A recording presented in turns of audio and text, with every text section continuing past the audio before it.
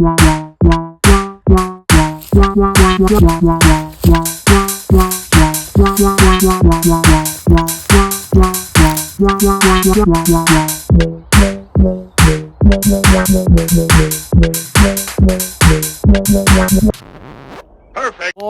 good afternoon and good evening. Welcome back to North Guerillas YouTube channel.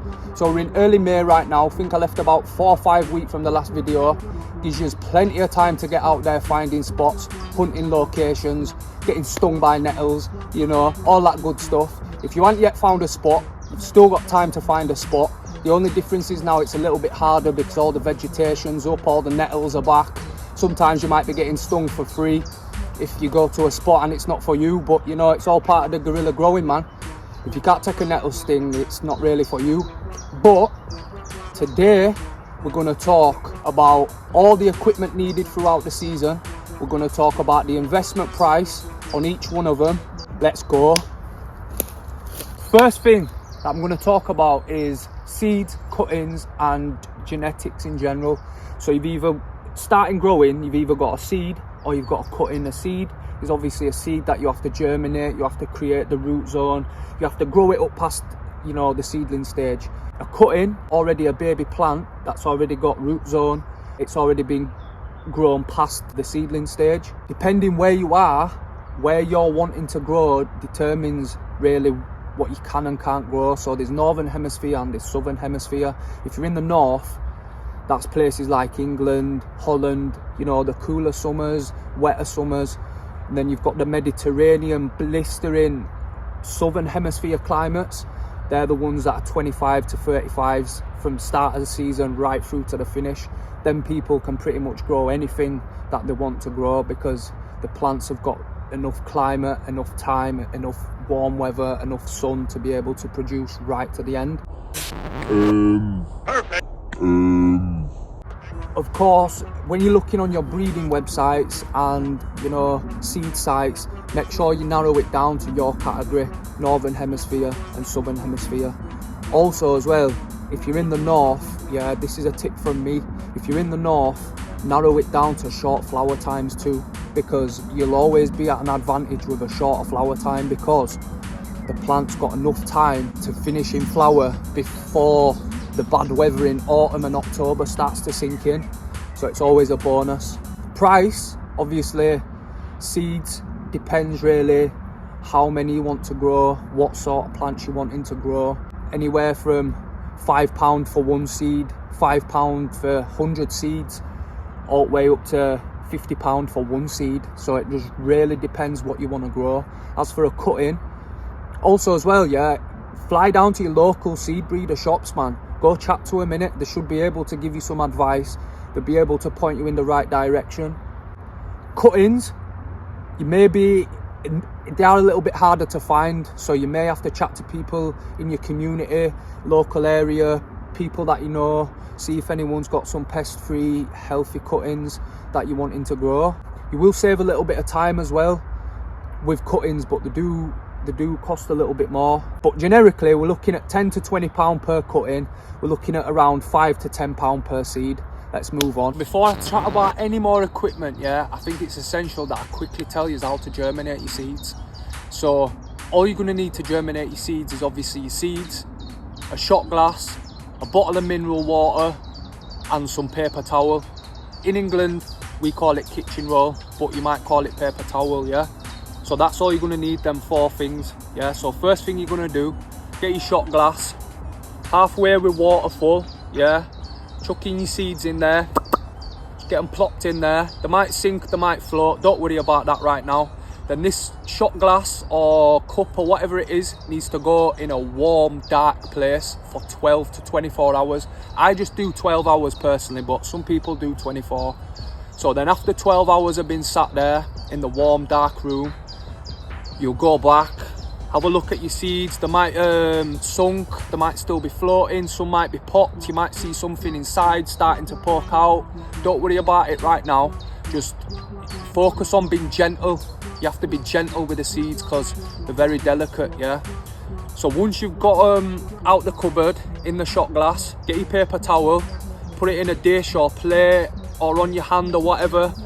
You need enough water that the seed's been sat in, the same water, you need to pour that water onto your paper towel or your kitchen roll so it's nice and moist but not too soggy wet. Yeah, so if it is a bit too soggy wet, just give it a little squeeze before your seed goes in there.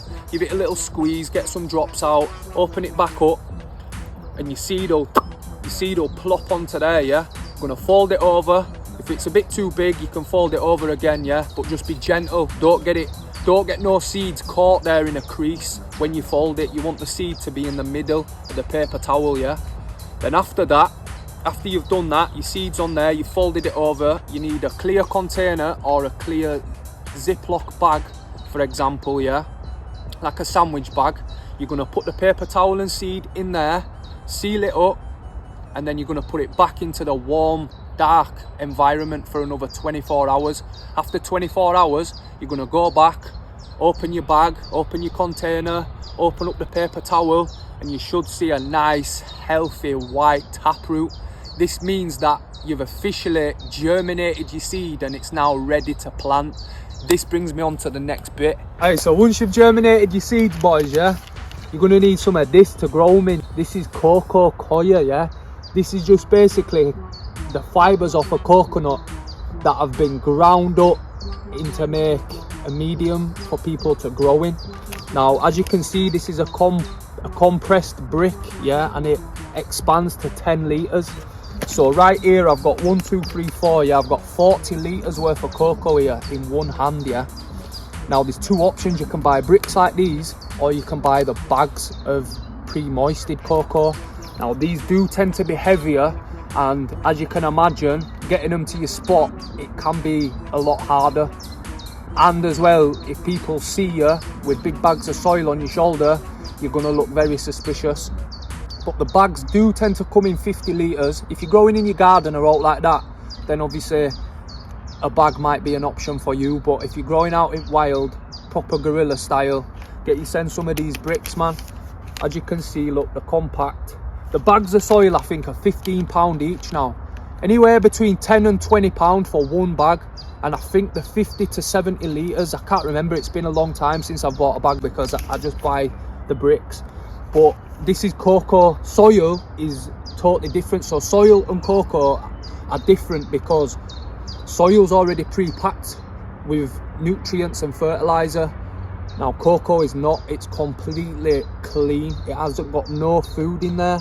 Yeah, so you have to add your own food from the start, the very start.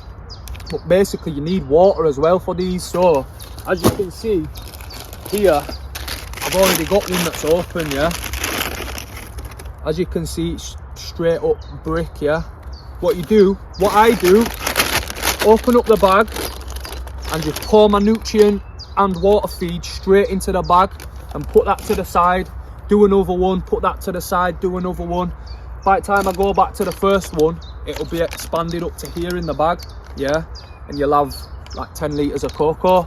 So I've got 4 here, 40 litres will do one plant. You can't finish a photo period plant with no less than 40 litres of cocoa. Trust me, I've tried it. I've literally tried it. Depending how much you invest in your cocoa depends how many plants you want to grow. As I just mentioned, you're going to need 40 litres per plant. So if you want to do 10 plants, you're going to need 400 litres of cocoa. So yeah, those blocks are anywhere from £1 each, £2 each. You can get them cheaper if you're buying in bulk online. The bags, like I mentioned, around £10 to £20 each, depending where you're buying from, what area you're in, etc.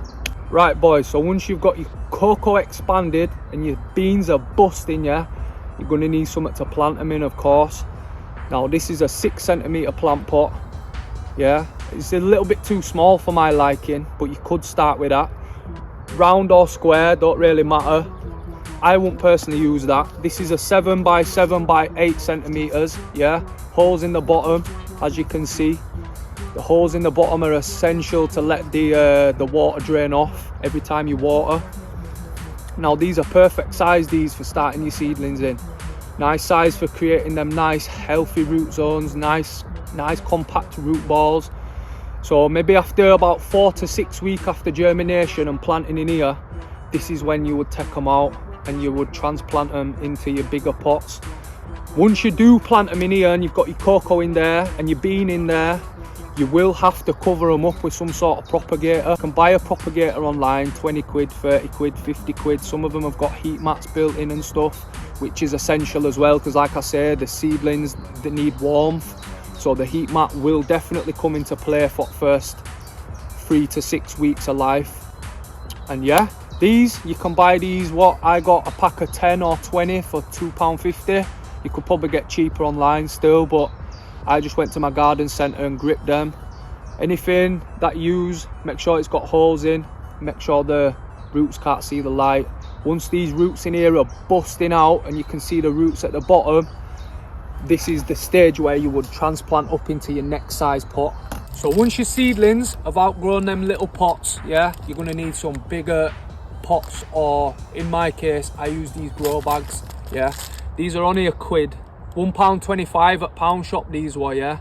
You can get them online as well. It don't even tell you the size. It don't tell you the size, but they're just universal grow bags with strong handles, yeah. And I've used these before loads of times, and 4 of them, you could probably get 5, you could probably get 50 litres of cocoa in one of these, but like I say, you only really need 40. So these easily hold 40 litres, but they don't have holes in. So when you open it, look, I'll open one to show you, yeah. There's no holes in these whatsoever, yeah.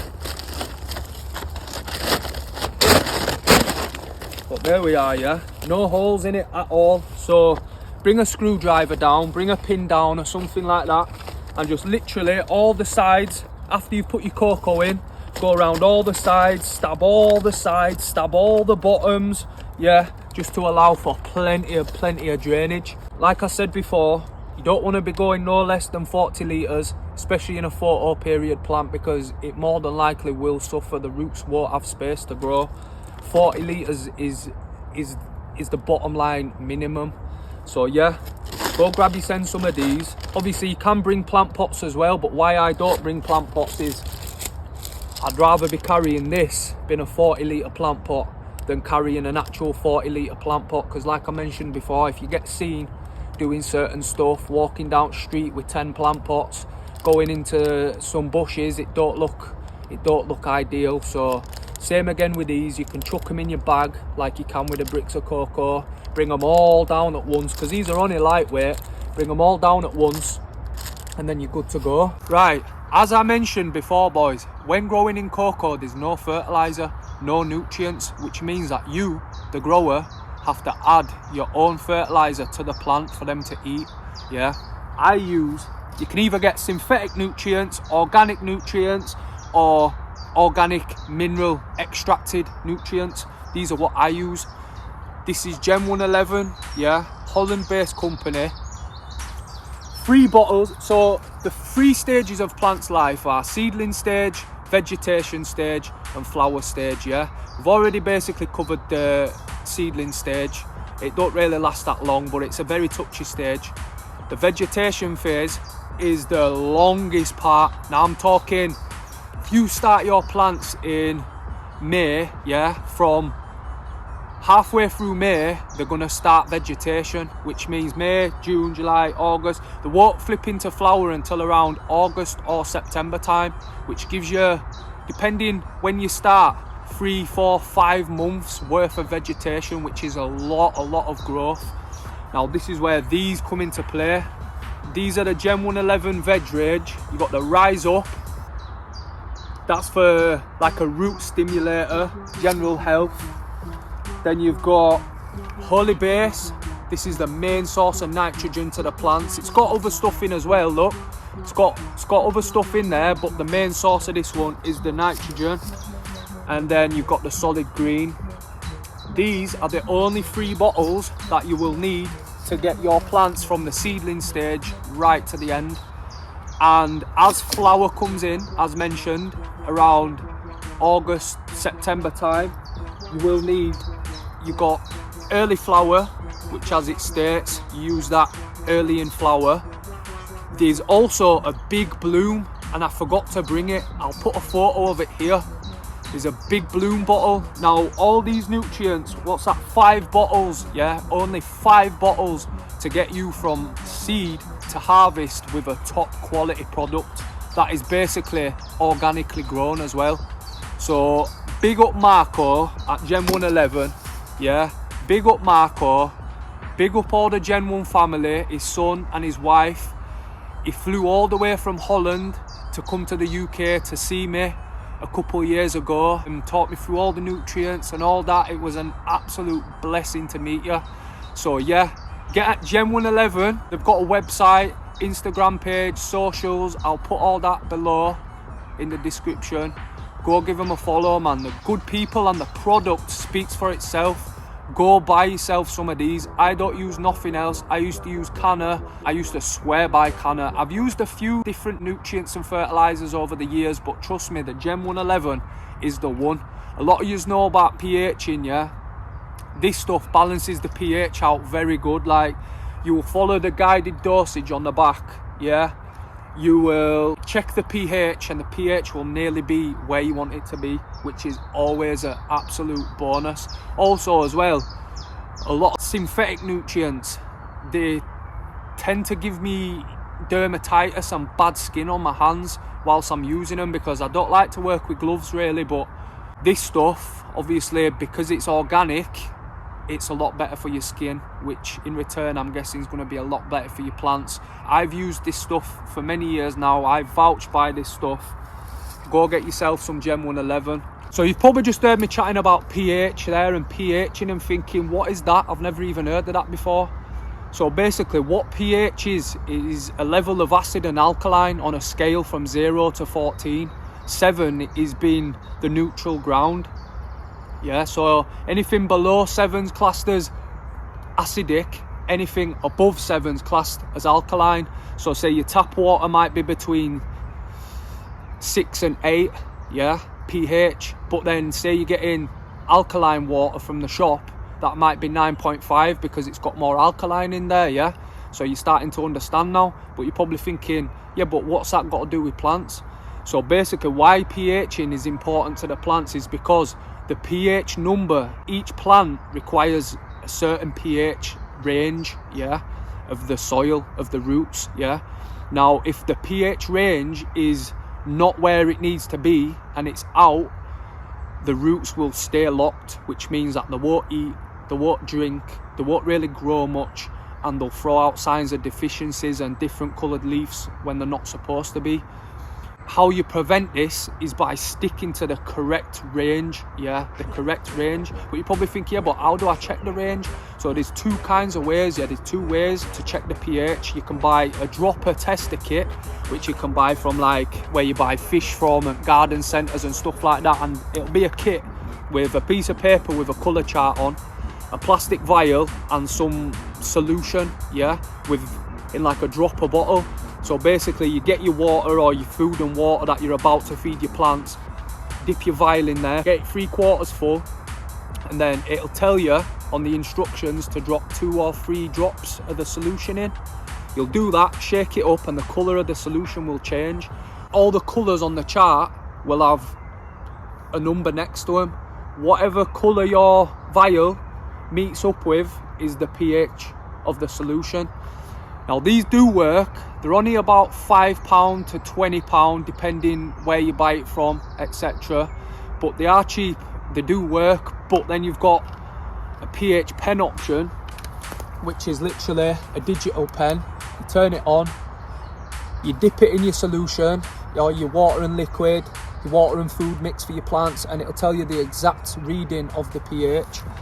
Now, we need a pH value of 5.8 to 6.0, nothing more, nothing less, strictly 5.8, 6.0, 5.8, 5.9 being the better numbers in my opinion.